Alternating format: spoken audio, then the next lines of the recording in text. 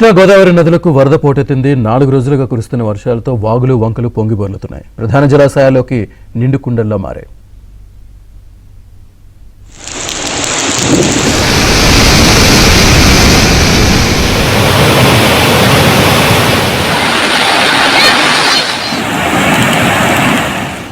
ఎగువన కురుస్తున్న భారీ వర్షాలతో కృష్ణా గోదావరి నదులు ఉప్పొంగుతున్నాయి. మహారాష్ట్రలో వర్షాలతో గోదావరి పోటెత్తింది. నిర్మల్ జిల్లా కడెం ప్రాజెక్టు గేట్లు ఎత్తి దిగువకు నీటిని విడుదల చేస్తున్నారు. భారీ వరదతో ఎల్లంపల్లి ప్రాజెక్టు నిండుకుండలా మారింది. ఎల్లంపల్లి నుంచి మిడ్ మానేరుకు గాయత్రి పంప్ హౌస్ ద్వారా నీటిని ఎత్తిపోస్తున్నారు. మోటార్లను ఆన్ చేసి 18,500 క్యూసెక్కుల నీటిని తరలిస్తున్నారు. ఆదిలాబాద్ జిల్లాలో పెన్గంగా ఉగ్రరూపం దాల్చింది.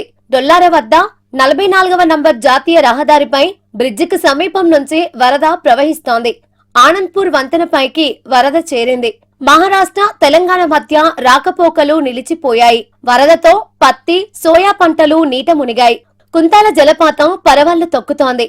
పెద్దపల్లి జిల్లాలో సబితం జలపాతం పొంగి పొర్లుతోంది. తుమ్మిడిహెట్టి వద్ద పుష్కర ఘాట్లు మునిగాయి.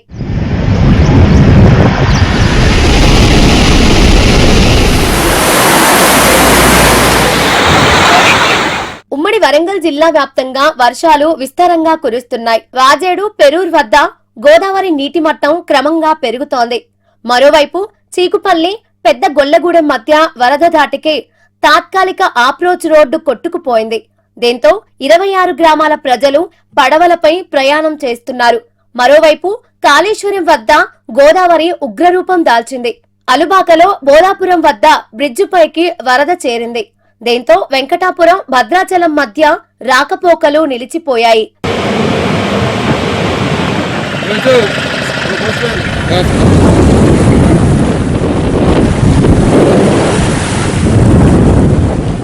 భద్రాచలం వద్ద గోదావరి ఉధృతి మరింత పెరిగింది. ఇవాళ ఉదయం మొదటి ప్రమాద హెచ్చరికని దాటిన గోదావరి కొన్ని గంటల వ్యవధిలోనే రెండో ప్రమాద హెచ్చరిక స్థాయికి చేరుకుంది. ఇదే పరిస్థితి కొనసాగితే మరో 4-5 అడుగుల వరకు పెరిగే అవకాశం ఉందని భావిస్తున్నారు. దీంతో అధికారులు అప్రమత్తమయ్యారు. లోతట్టు ప్రాంతాల ప్రజలు అవసరమైతే సురక్షిత ప్రాంతాలకు వెళ్లేందుకు సిద్ధంగా ఉండాలని హెచ్చరించారు.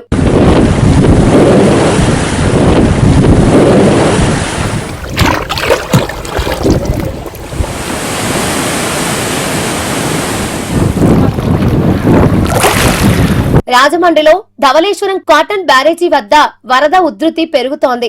వచ్చిన నీటిని వచ్చినట్లు సముద్రంలోకి విడుదల చేస్తున్నారు. కోనసీమ జిల్లాలో గోదావరి ఉధృతికి గంటిపెద్దపూడిలో తాత్కాలిక గట్టు కొట్టుకుపోయింది.